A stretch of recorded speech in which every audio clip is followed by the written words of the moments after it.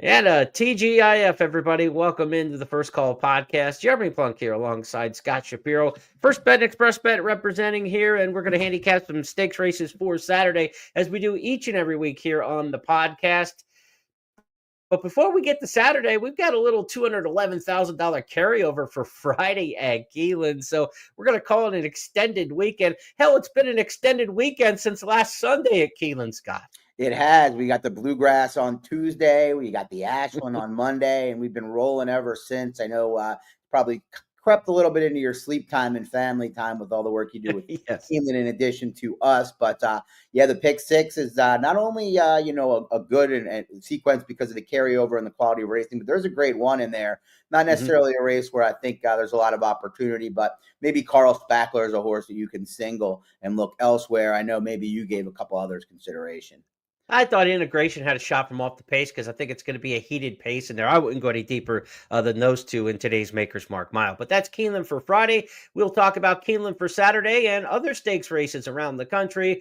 Let's, for the benefit of those of you on our audio channels, run down the list of 8 races that Scott and I will be handicapping over the next half hour or so. From Keeneland on Saturday, it'll be the Jenny Wiley and the Lexington Stakes co-featured on the program. At Oaklawn Park, we'll look at the Count Fleet and the Horse of the Year, Torpedo-Anna and the Apple Blossom. To Aqueduct we go for the Top Flight. And at Laurel Park, a trio of stakes races in Maryland on Saturday, the Heavenly Cause, the Primonetta, and the Frank Whiteley Stakes. If you like playing in big money handicapping tournaments, one of the biggest on the calendar this Saturday, the Grade 1 Gamble.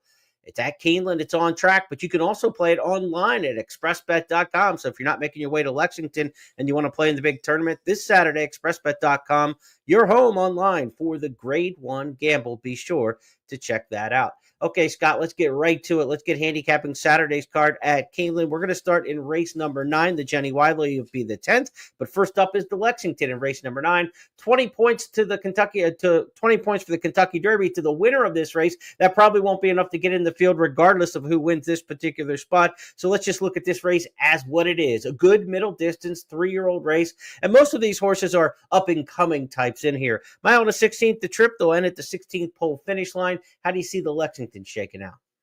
Yeah, I looked at this race, and I'm assuming Rolando is going to be coming out after running last week. But if not, that adds some speed to things. But, regardless, I think there's 2 horses, and you mentioned up-and-comers. I think there's 2 horses that you could argue might be amongst the top 15, 20, maybe even better 3-year-olds in the country. They got off to late starts to their 3-year-old campaign, one of them being Bullard, who I think will be a little bit lower than his 9-2 price for Michael McCarthy, who obviously has the favorite right now in journalism.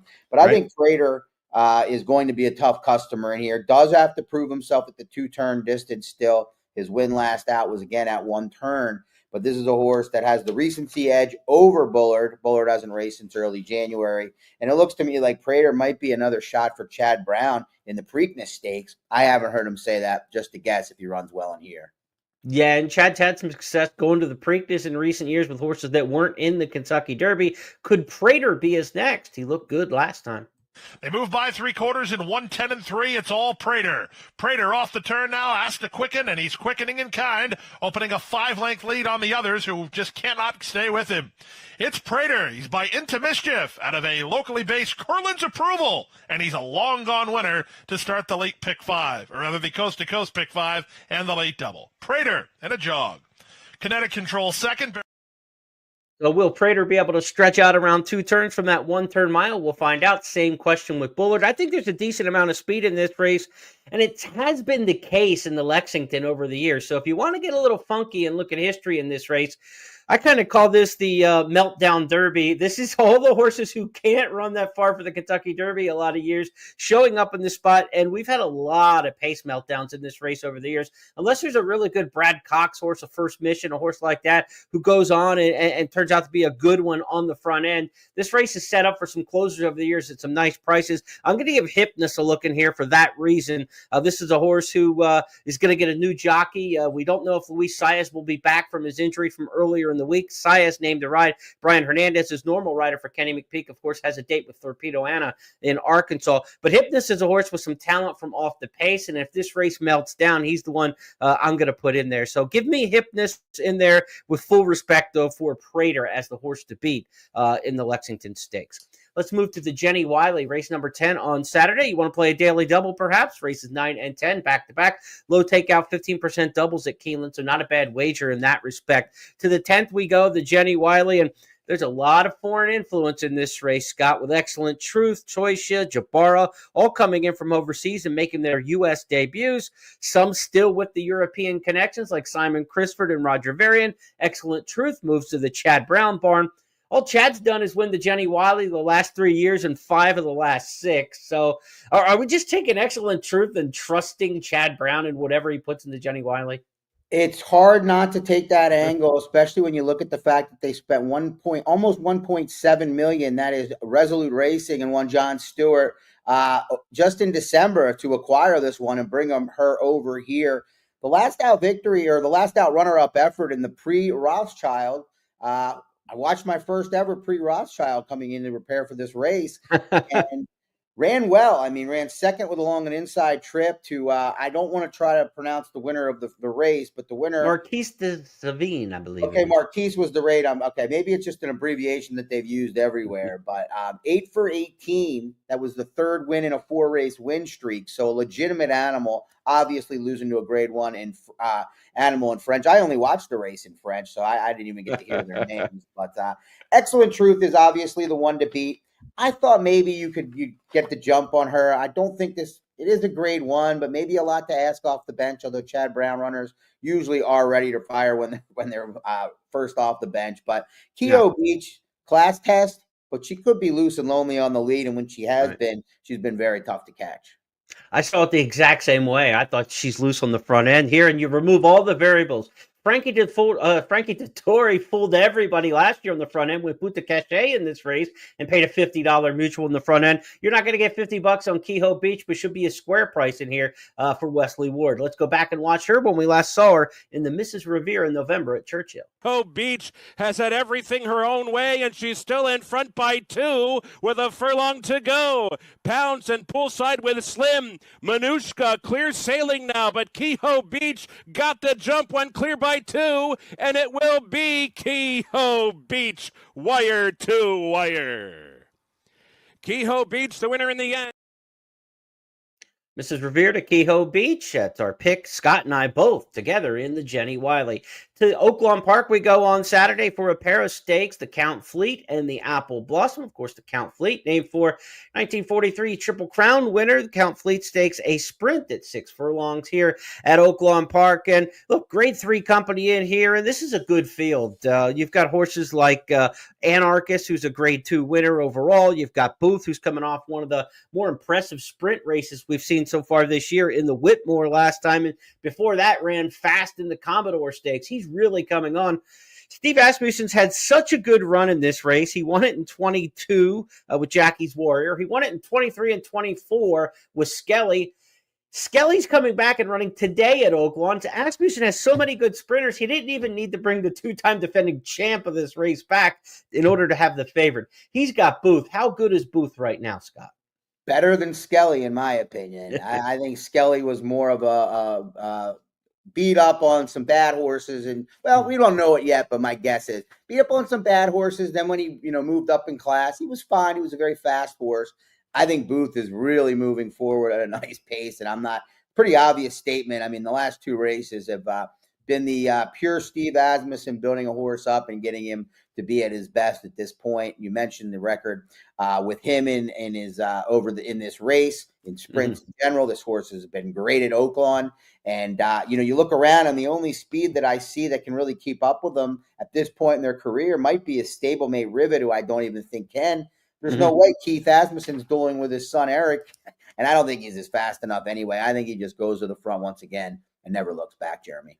Yeah, I think he goes wire to wire in here and guts the speed. Maybe a horse can come along and get a piece here. I think Devil's Tower is going to get a nice trip on the inside and maybe get up for second in here at a price. So I went in the Express Bet Race of the Week with the Exacta Cold in here. We're going to get a price horse, hopefully, in Devil's Tower underneath Booth. I went for the 3-1 Exacta. But if Booth runs that Whitmore Stakes back, not going to matter who's in who is he up against on Saturday. Booth into the turn, sails 2.5 ahead. Close the game, Sugar in chase mode second. Giant Mischief in third on the inside in a little bit of a tight spot. He's sent along hard now. Happy is a choice in fourth. He's now 5 lengths off of Booth, who wings it on the lead. Jackson Traveler has given way to Hano Twist. He's fifth right now. He's out of last, getting to the outside, but has a lot of work to do. Top of the lane, Booth cuts the corner, opens up 2.5 now. Giant Mischief is second and coming after him. Happy is a choice, grandstand side. It's Booth with a furlong to go. He's got a 3-length lead. Giant Mischief trying ever so hard, but Booth just keeps going. Back-to-back huge efforts for Booth, and Booth wins the Whitmore. A hat trick for Eric Asmussen today. Arguably, that was a tougher field than what he's going to face in this one. So I think he's in really good shape. Another filly who should be in good shape on Saturday at Oaklawn is the one and only Torpedo Anna, reigning horse of the year. She rolled in the Azeri Stakes at 1-9 odds, 10 cents on the dollar. She's going to be an absolute max favorite again here in the Apple Blossom Stakes that didn't get much tougher. I mean, there's 7 in here. There's a couple real fillers in this race. This is a field that Torpedo Anna just completely has over the barrel, right? Yes, and I this is a filly that I was a big fan of early on in her career, and then I've somehow people have turned me into an enemy because I've been critical of how she's had easy leads in her last couple of starts against suspect fields. Well, maybe she won't have an easy lead with Wild About Hillary to her outside. I don't think it matters, though, because she's not a need the lead type when she races against horses at this level. Where's My Ring put up a couple of big figures in her career. She would be the one that I think people might try to beat her with. The problem is every time she moves up into a class like the Torpedo Anna's type, she gets drilled. So it seems like Where's My Ring is a little bit outclassed. Maybe you can try to beat her for second, looking for some value in here, but no desire in this case to try to beat Anna. Yeah, Free Like a Girl took a shot at her last time, came up second best. She's so admirable, 21 for 49, the Louisiana bred. So, yeah, an easy horse to root for. If it's not Torpedo Anna in this race, certainly Free Like a Girl is one that you can kind of put your emotion behind. But when you're putting your dollars out, I don't see Torpedo Anna getting beat in this spot. Let's go back and take a look at the Apple Blossom, or the Azeri Stakes, the prep for the Apple Blossom, where she was in fine fettle. Torpedo Anna still in front of deck. Free Like a Girl attempting to make a race of it. Torpedo Anna coming to the top of the lane. A neck in front of Free Like a Girl, who's right there. Torpedo Anna off the turn. Free Like a Girl still trying in second. Torpedo Anna. Brian Hernandez Jr.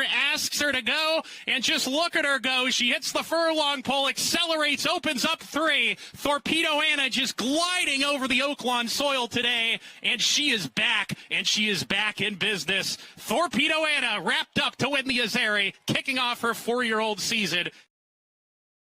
Hard to believe Brian Hernandez Jr. is giving up the mount on a Hypnus in the Lexington to go ride her on Saturday.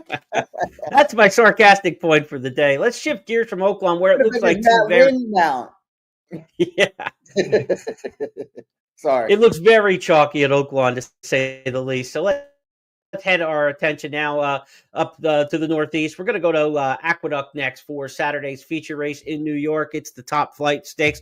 Top Flight Invitational at 1 1/8 on the main track. One lap around the big oval there in Ozone Park. A field of 6 lined up in this one. Alpine Princess is a 4-5 morning line favorite for trainer Brad Cox. Is it Alpine Princess, or can we find an upset here after having some chalk at Oaklawn? Well, I'm going to, try to beat this filly who has disappointed backers in 2 of her most 3 recent starts at odds on. So there is room to believe that it's feasible. In fact, she did so over this racetrack, 3 back in the grade 3 Comely when she was 3-5 and lost by a head. Kind of has a little bit of camera shy in her. So I'm going to hope to get the jump on her with number 5, Fade to Gray. Obviously moving up in classes, this Todd Pletcher filly, but you get Kendrick Carmouche on board. And I think there's not a ton of speed in here. You've got Elliptic to the inside. That's my concern, but I'm hopeful that that one will be ridden maybe not as aggressively as Carmouche rides Fade to Gray, and she can get to the front and hold off her main rivals. She won at this mile and an eighth trip, 2 starts back on an off track. Let's go back and take a look at that one. Fade to Gray, Scott's minor upset pick here in the top flight. Very game there is Fade to Gray as they reach the top of the stretch, and Fade to Gray is finding more right now. It's Fade to Gray. Points is Points. Now straightens up here in the stretch, and Points is out in the center of the racetrack. Over on the rail there is Fade to Gray. The front two still go at it for a final furlong. Points is just trying to get the advantage. Fade to Gray is not going anywhere. Comes back towards the inside. A final 16th to get. Points is Fade to Gray one final time. These two down to the line. It's a photo finish. Fade to Gray to the inside. Fade to Gray got it that day, on a gray on a rainy day. In fact, we'll see if we get a little bit better weather in New York on Saturday. Scott's top pick there in the top flight.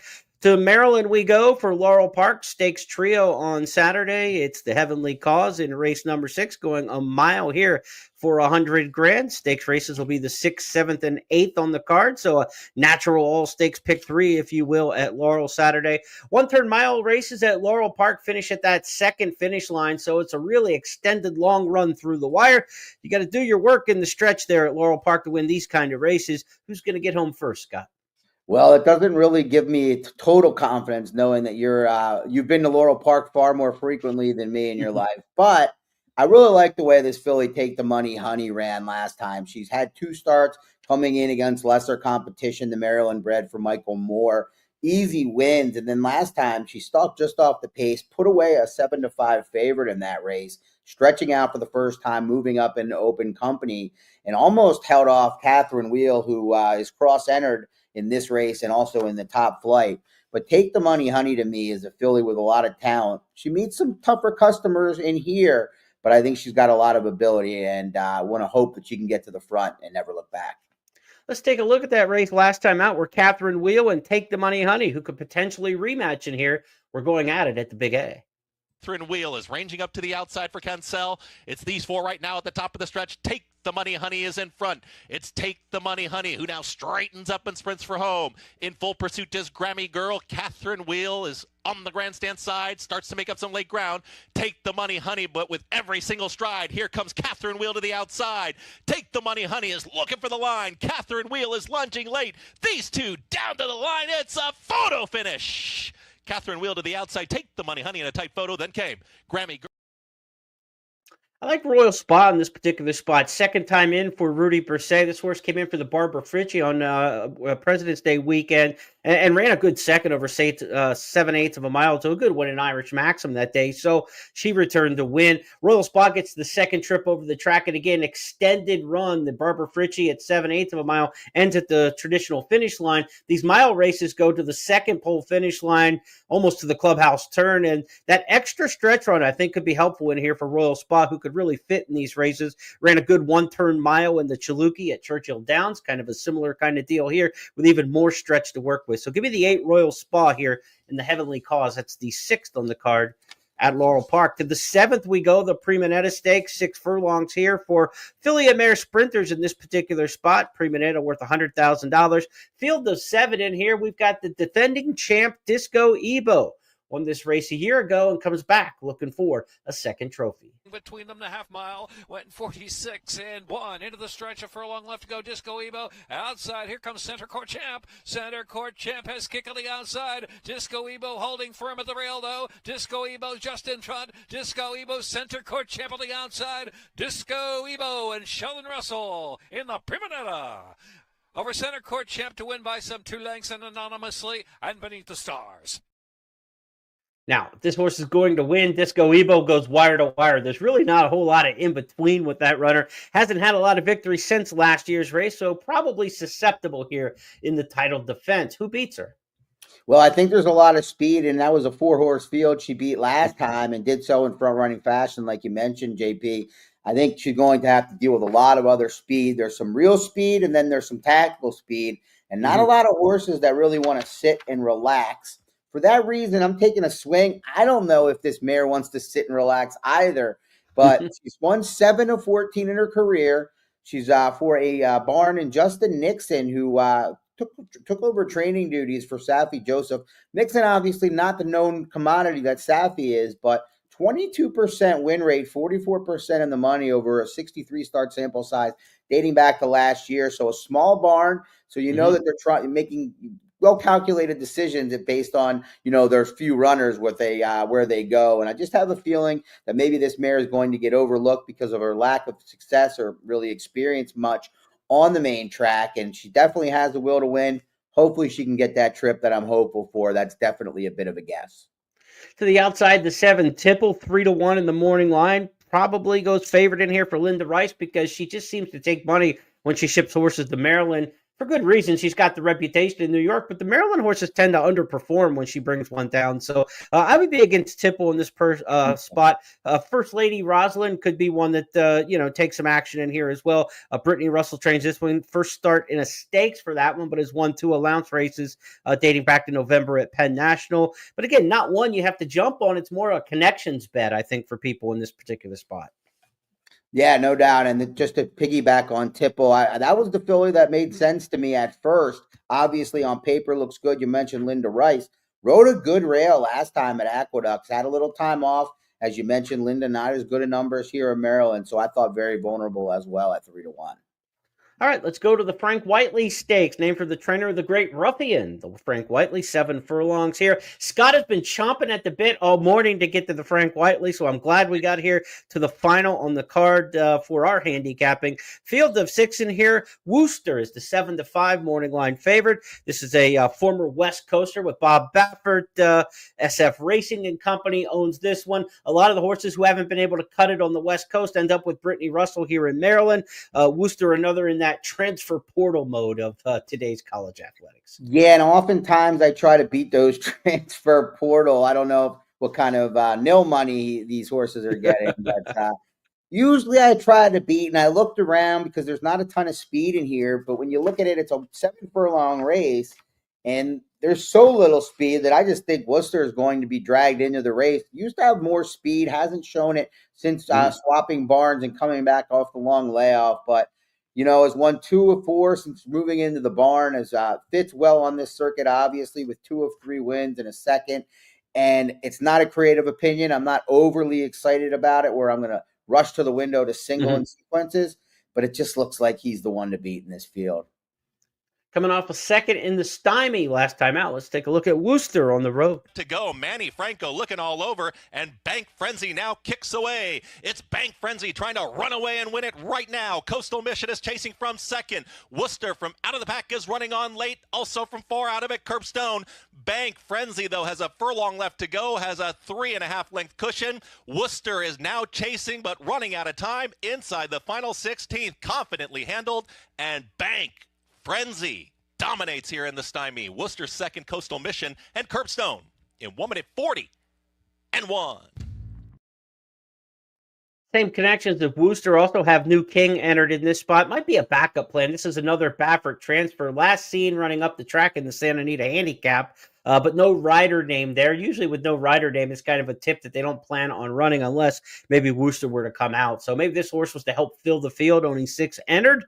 But we'll see if New King stays in the lineup or not. Santa Anita Handicap all of a sudden becoming a key race, though, as Hit Show came out of that dull third in there to win the Dubai World Cup. So we'll see if New King makes his debut in Maryland. He's there training on the grounds and entered in this spot. But again, last seen in the Santa Anita Handicap. He's entered as one of 6 in the Frank Whiteley. That's going to wrap up our handicapping for a quick edition, the express edition here of the First Call podcast. Look, there are better weekends of racing in terms of stakes. There's great gambling this weekend when you think about the action that's going on around the country. There's just not many big stakes races this weekend. And the ones that we do have seem to have some very standout favorites, particularly at Oaklawn Park on Saturday. So we'll have more meat on the bone here in the coming weeks for sure on this particular show. Great gambling this weekend, though. Mandatory payout in the Rainbow Six coming up on Sunday at Gulfstream Park.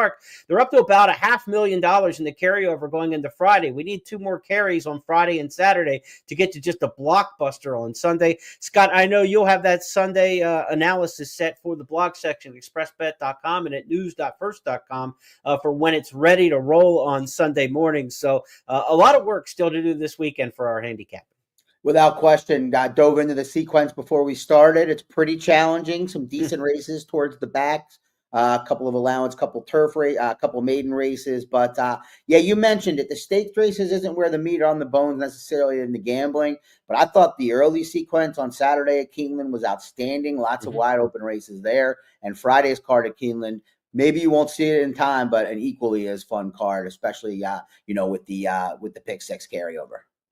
All right. On behalf of everybody with Express Bet and First Bet, my partner this week, Scott Shapiro, and our longtime partner, Jeff Siegel, hope to have him back soon. Have a great weekend, and everybody. Take down the pick six Friday at Keeneland, and then again on Sunday, hit the rainbow just for good measure at Gulfstream Park. We'll be back on Tuesday when we wrap it all up for the weekend on the It's Official podcast. Have a great weekend, everybody.